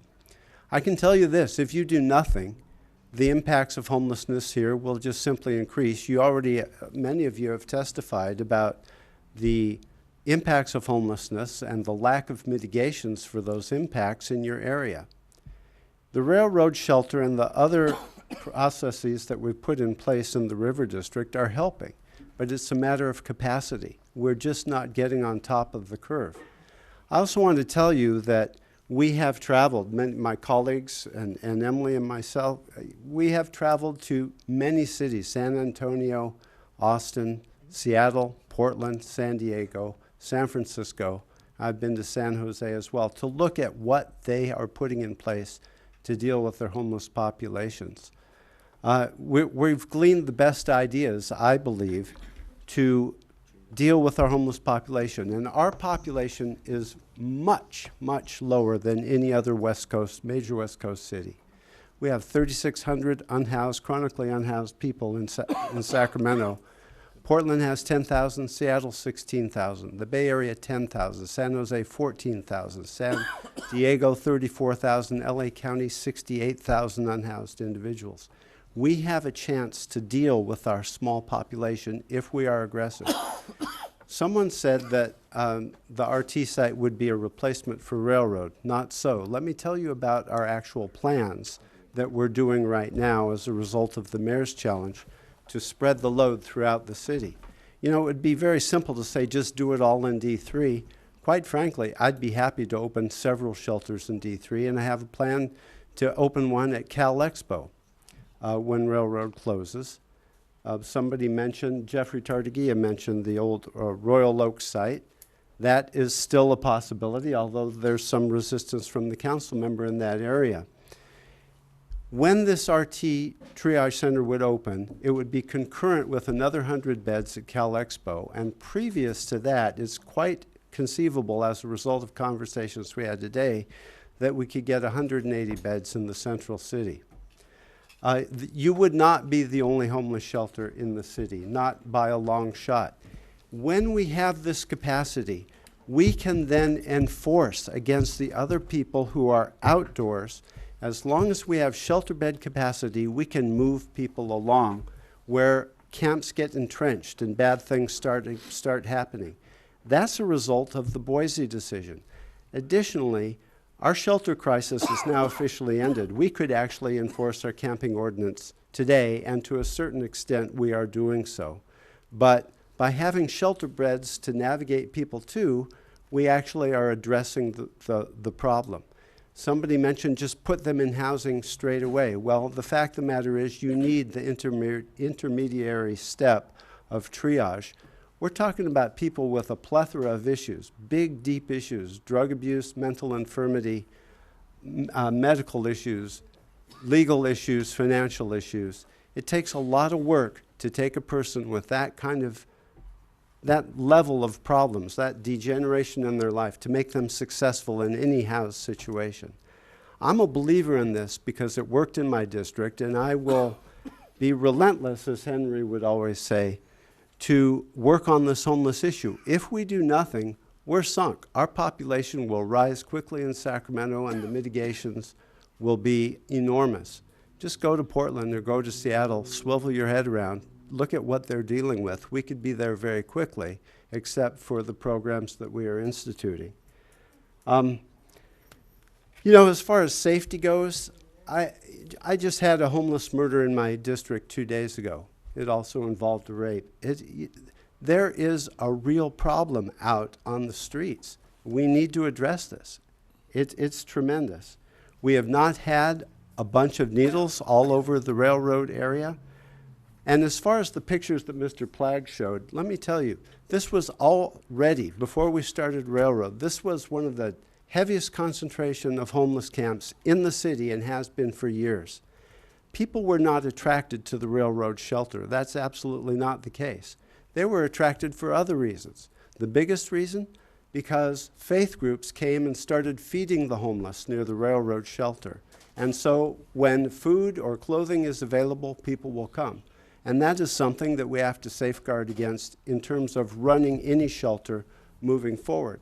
It's an inadvertent impact for people who want to help. You know, I don't want to take up all the air in the room, but I have to tell you that the fears that were voiced tonight did not come true because of the railroad shelter. We helped. We actually got a lot of people off the street. And if we do more of it, we can enforce against those who remain on the street, and we have a place to take them where we can start to deal with their issues. Another lady said that 50% of the people are out of the area. I'd like to debunk that myth altogether. The best metric we have is about 18% of homeless come from other areas. Most are indigenous Sacramentans who have fallen through the cracks because of a bad decision in their life, be it medical or money or drugs or spousal abuse. There's lots of issues at play here.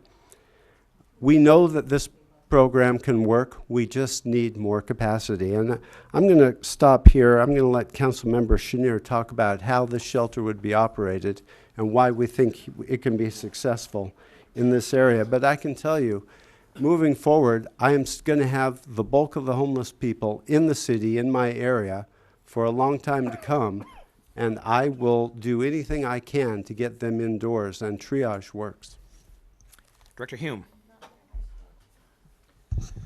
Wow, I didn't know that I'd be up so soon. I'm not sure I want to follow that soliloquy there, but I'll save most of my commentary with respect to low barrier shelters because, frankly, it's not very politically correct. But I will say this, that I think the promulgation of victimhood with respect to homelessness, I just can't understand it. Yes, there are myriad issues of why people find themselves in this position. Certainly I feel for those with mental issues, those who've made bad choices with respect to drugs and alcohol. However, being down on your luck does not erode your capability of being a decent human being. And so when you are defecating on the sidewalk and spreading your trash everywhere, you have totally given up your responsibility to society. And as I said, I don't want to preach too much on the soapbox here because it's not politically correct. But I will say this. If this is what Sacramento City has chosen to do with respect to their attempts to solve homelessness, I wish them the best of luck in their efforts, and I hope that they are successful. However, as an RT board member, I cannot support putting a triage shelter in immediate proximity to an RT light rail station, given the fact because I think the spillover effect and what it will do to the ridership, not only wanting to originate at that station, but even to pass through that station, I think it goes against everything that we're trying to do. So I will not be voting in favor of it. Okay. Director Hansen. Thank you, Mr. Chair. Mr. Hume, thank you for staying mostly under 2 minutes. I think that this is a really hard conversation, mostly because this board doesn't do social services. Generally, we're trying to provide transit options. We're trying to support those transit options. And I think, you know, there's a lot of really good people here who are afraid for a variety of reasons. One, their experiences that we heard tonight, which I think can't be discounted. I think that there's generally just a lack of trust in government, local government, regional transit to live up to the commitments around security and cleanliness and the other stuff.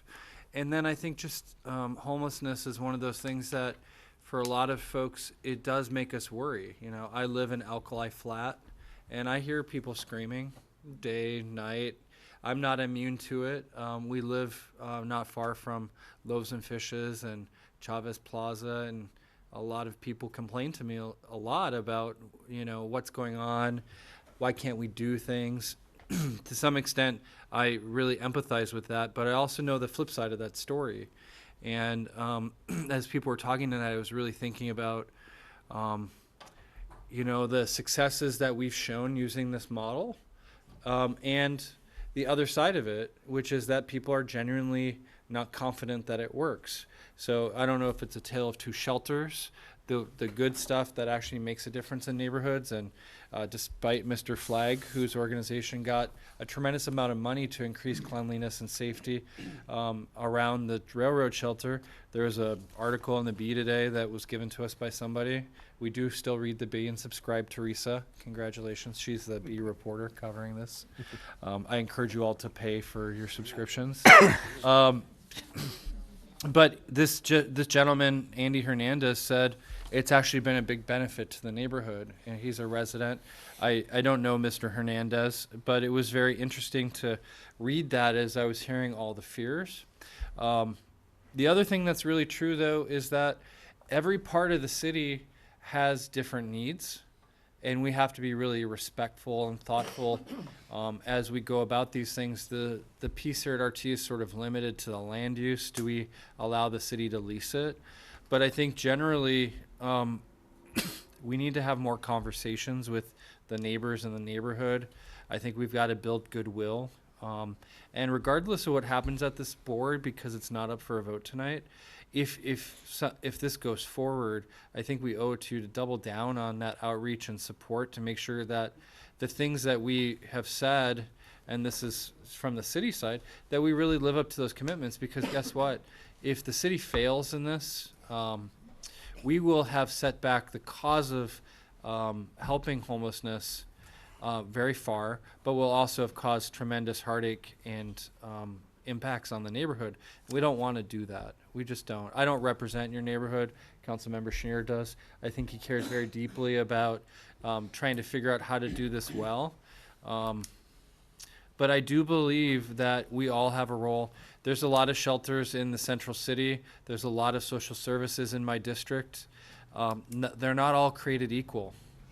And I think that we have an extra high burden, and Emily from our staff here has worked really hard to show that we're going to do this differently. We've got to do this better, because we don't really get a second chance like most of the nonprofit providers and others who struggle to live up to their commitments, because you get to vote every 4 years on your council member, and you get to vote for mayor.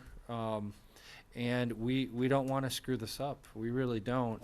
I'm glad we don't make a decision tonight, because I don't think the decision will be reflective of all the questions you asked and give you answers. And so Brent and our team, I think that we should produce the answers that people wanted. And we may not resolve all your concerns.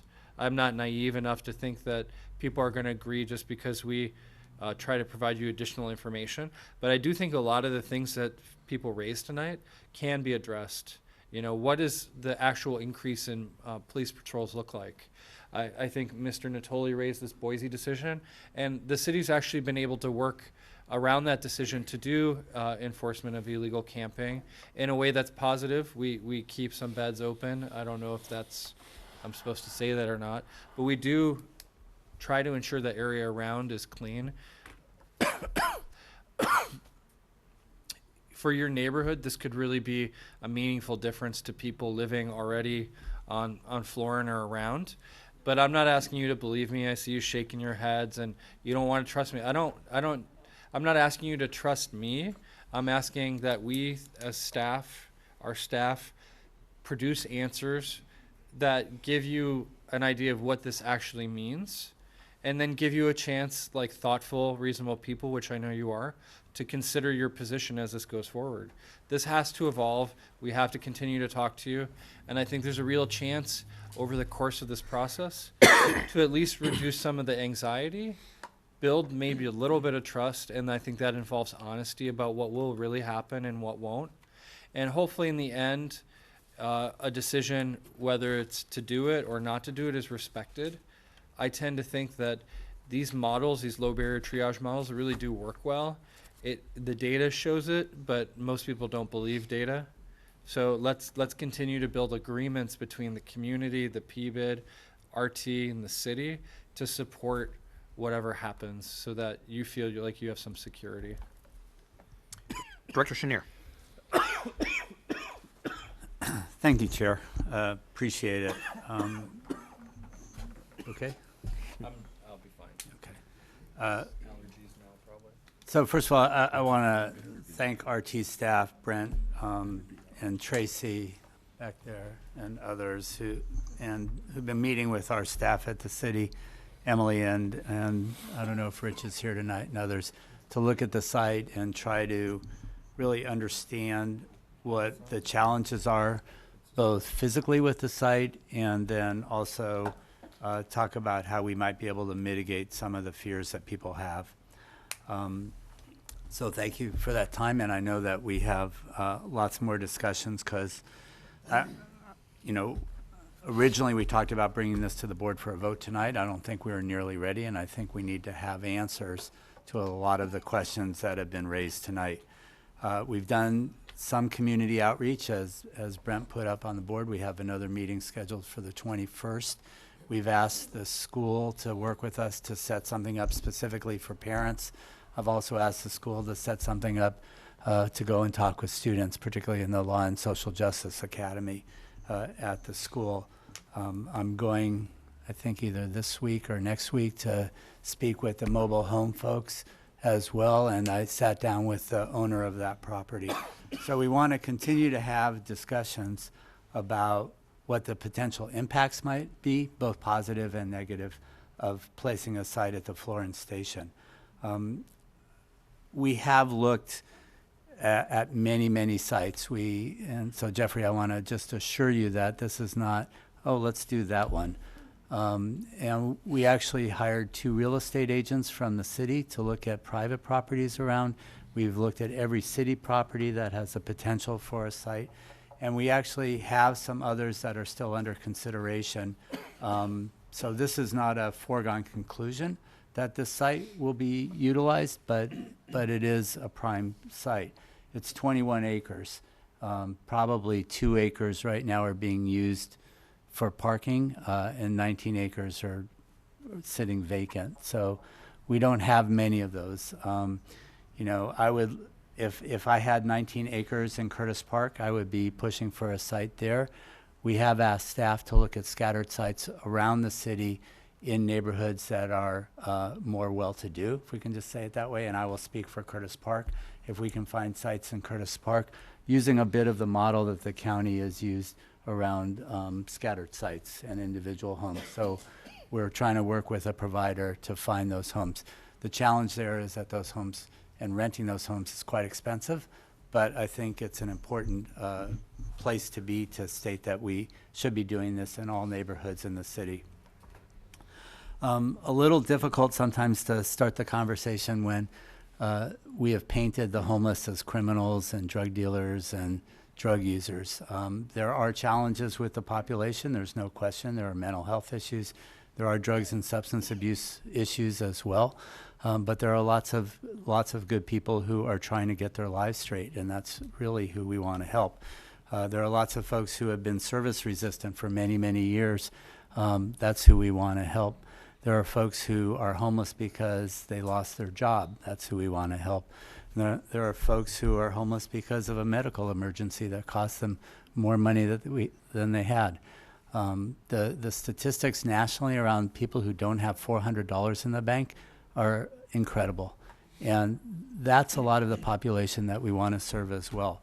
What we found at the railroad site, and there are things that we can compare, and I think Mr. Harris did a really good job talking about the site. There are things that are certainly comparable about Railroad and Florin, and there are things that are absolutely not. So I want to draw that distinction really clearly. Railroad is on the Parkway. There were hundreds and hundreds of people on the Parkway when we started. So I don't know that many of the people that are there now around the site have been drawn, as Mr. Harris said, because of the site, because they have friends there. They're there because they were there previously, and there's a place to be on the river. This site is very different, but we do have homeless now in the field that is owned by RT. We have homeless in the fields behind that's owned by Habitat for Humanity. They also have 5 acres there. We have a lot of homeless on Meadowview. We have a lot of homeless on Florin Road. That's the population that we want to serve. Those are the folks that we would target to put in the shelter. There have been, many people who spoke painted a picture of the challenges with homeless folks in that neighborhood. That's who we want to serve. I think it's a lot better if we can get those people off the street into a shelter and hooked up with services. If you're service resistant, you're not going to be in the shelter. You have to be able to take services, because someone said that people can just stay there. They can't if they're not taking services. But again, if we could take 100 people off the streets in that neighborhood, get them on the road to recovery, get them on the road to permanent housing and economic stability, then that's a positive, I believe, for the neighborhood. We're not shipping people in from anywhere, either in Del Paso or other neighborhoods in the city or from outside the city. Mr. Harris is correct when he said that probably about 80% or so of folks who are homeless in an area that they either grew up in or that they have a connection to where they lived. So we're trying to take care of our own here. I want to address a couple of things. So no one has worked harder, maybe Mr. Kennedy, I want to give him that, but no one has worked harder for longer on RT and all of the work that we put in to get where we are. And the general manager and the staff have done a fabulous job, and I don't want to do anything that would take us backwards. But I think RT is a member of the community that we have here and has a site that can be utilized that's an appropriate site because of its size, because of its utilities, because it's paved, because it's near to public transportation. Again, these folks are on RT now. I don't know that we're going to create something that's not happening now. I think we can put a damper on a lot of the problems that we have. Not all of them. We're not going to fix everything. What we've talked about with the city, and this will come back when this issue comes back with more specificity, is one, putting a trailer next to the light rail station with cameras. That would be a substation for transit officers. So we have additional eyes on the light rail station. We've talked about additional fencing there. We've talked about, and we'll have 24-hour security within the light rail station. Within the shelter itself. The shelter will be locked at some point. I don't know what time, if it's 9 p.m. or so. So people are not roaming around the neighborhood as they are now if they are homeless in the neighborhood. I think that this is a physical site that we'll have much more control over than the railroad site, because you don't have the park, you're not backing up to the parkway. But again, when you talk about where the homeless are today, we have homeless outside the field now. We have the folks in Golf Course Terrace, rightly so, probably complain as much as any group of neighbors that I represent about the homeless in Chorley Park. Those are the folks that we're going to target to get into the shelter. And if we can get them into the shelter, they're not causing fires at Southgate Mall, they're not in Chorley Park, and they're not in the fields behind. We will have much more control physically over this neighborhood than we were able to have at Railroad, just because of the physical boundaries on that.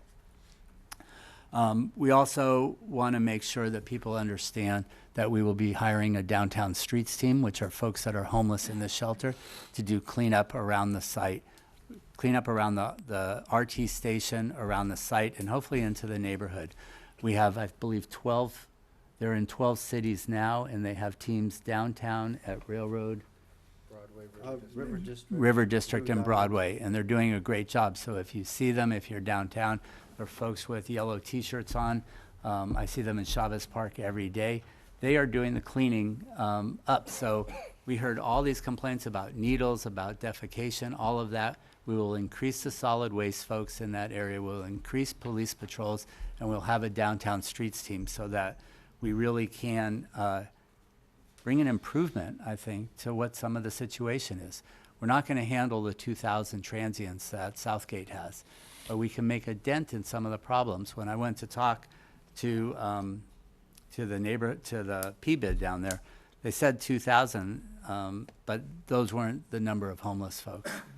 You know, whether we have 100 homeless folks or 200, those are the partners that we want to work with locally to make sure that we're targeting the right people, that we're providing what we need for the neighborhood. We've put together and sent invitations to folks for an advisory committee that would meet as often as they want, probably monthly. We would share with them calls for service from the police and ridership numbers at RT. We want to keep very close control over what those numbers are so that if there's a problem, we can act on it quickly.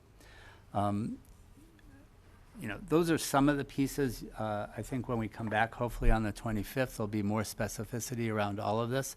I will just tell you personally, I get up every morning and look in the mirror and saying, am I doing the right thing for the city?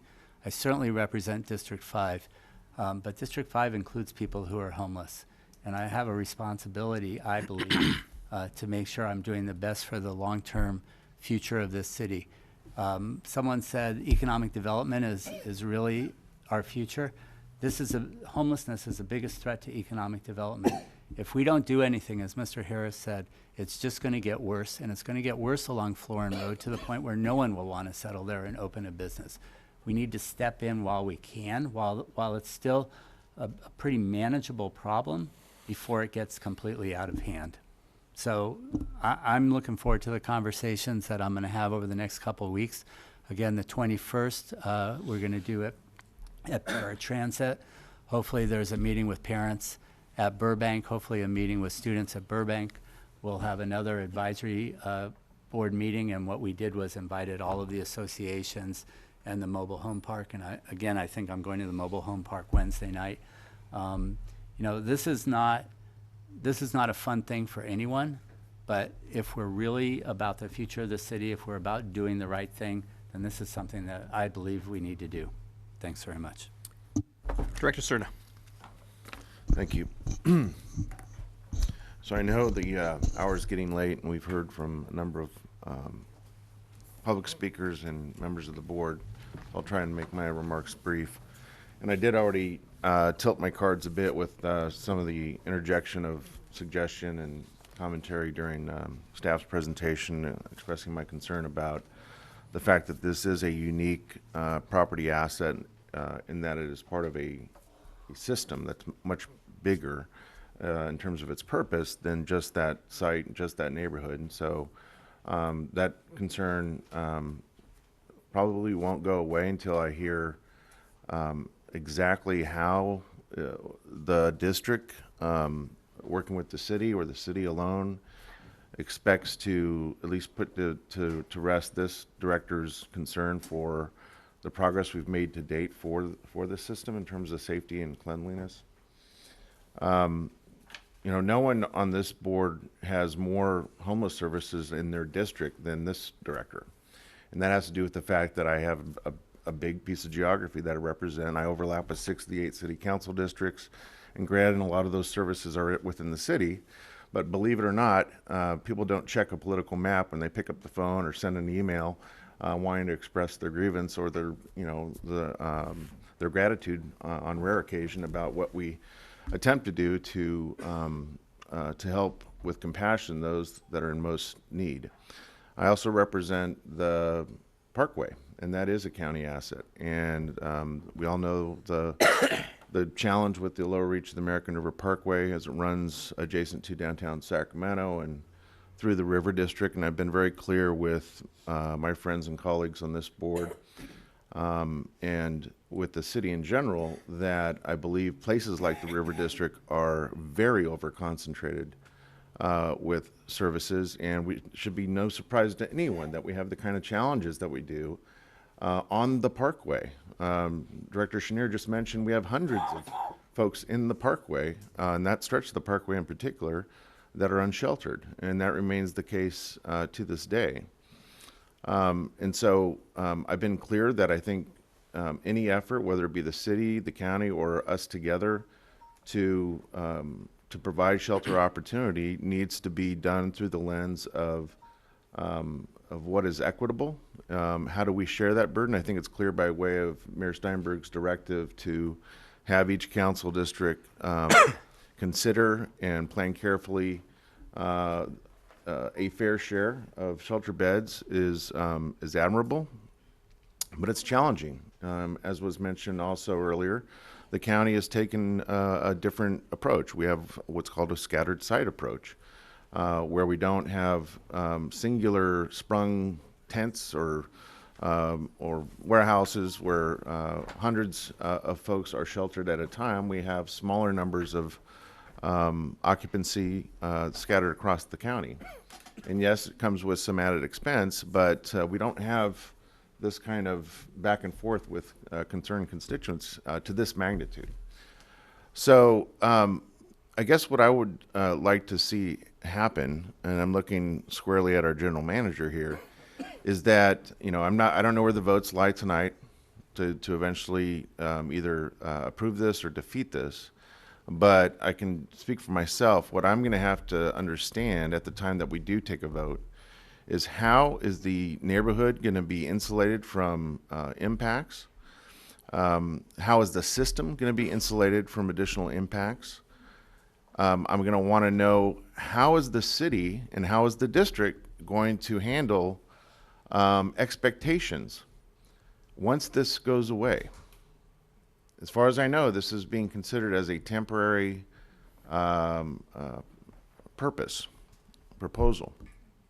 So what happens after a couple years, 3 years perhaps, of a sprung unit that is housing, you know, 100 or more folks, and there's an expectation by both those that are unsheltered that are being serviced there, and the neighborhood and the district once it goes away. So I think there needs to be a very clear exit plan as well, so to speak. But I'm going to want to know all of that. I know there's no guarantees, but that's why I would also have our staff give us some detailed expression of how we're going to be able to react quickly, if necessary, working in conjunction with the city, because it remains a district property, or at least around it, it'll be still function as a district parking lot. How are we going to be able to adjust quickly, if necessary, to address impacts that are greater in magnitude than we expected, or impacts that we didn't expect at all? So, you know, I'm hoping that that is resonating with our staff, and so that when we do come back for a vote, we get quite a bit of detail to address these concerns, the ones I expressed earlier during the staff presentation. Thanks. Director Howell. I just want to remind everybody that we're not actually making a decision about this tonight. And at the end of the day, I'm relatively new to this board, but familiar with all of the people that are sitting up here on various other boards and commissions. I think it's important for everybody to understand that it is the responsibility of this board to decide whether or not this board is going to lease the property to the city of Sacramento. RT board is not going to run a shelter, not going to operate the shelter. All of those decisions and a lot of your concerns that were raised tonight are better addressed toward the city of Sacramento as opposed to the RT board. Having said that, there's a lot of important information that I think was brought forward tonight. The comments of the residents, and I'm going to speak from my city of Folsom hat. We have a homeless problem in Folsom too, not nearly to the magnitude that the city and county have, but in our experience in Folsom, to go along with Director Harris's comments, the vast majority of the people that are homeless in Folsom were in fact born and raised there. Or they are there, they came back because they have children there and they want to try to see their children. There's still, in some cases there's people living in an alley next to the house where the grandkids live because they fell off the drug wagon and the family kicked them out. So that's what we're seeing in Folsom, and I don't think that it's really that dramatically different in the city of Sacramento or Sac County. We also have residents in Folsom that believe that light rail was the reason why there's now a homeless problem in Folsom. That's absolutely positively not true. No one's coming to Folsom to be homeless in Folsom by way of light rail. As I said, those people were born and raised there and fell on hard times while they were in Folsom. So I think, and I think it's also important to keep in mind that in many instances, we have homelessness issues in our communities.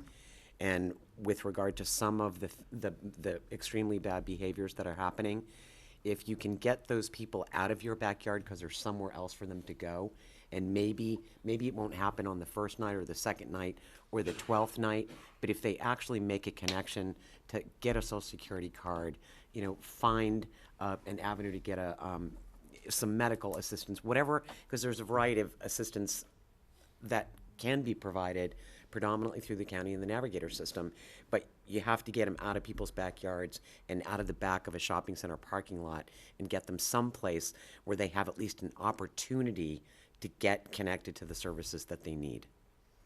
So with that, I'm off my soapbox.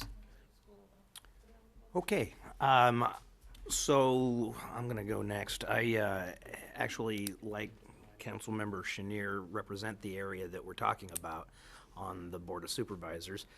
And the way that I look at this is all the work that has been done by, and I really go back to when my colleague, Mr. Cerna, was the chair of this body, to address the needs to really turn RT around, make it a better agency, make it a better transportation agency. No one's done more to do that than Mr. Chenier when he was chair for 2 years. And so I sincerely appreciate the work that Jay has done on this issue, and his passion and his sincerity about wanting to help people that we do serve.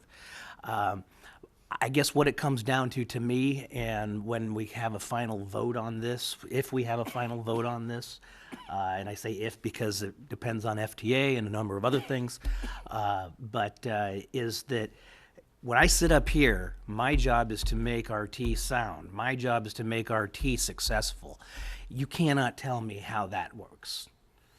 I don't see how clean, safe, and convenient fits in with putting a 100-bed shelter on a station. And that's not to say that I'm a NIMBY up here, because I'm working with another council member to put one actually on county property. And do we need more shelters in this community? Absolutely.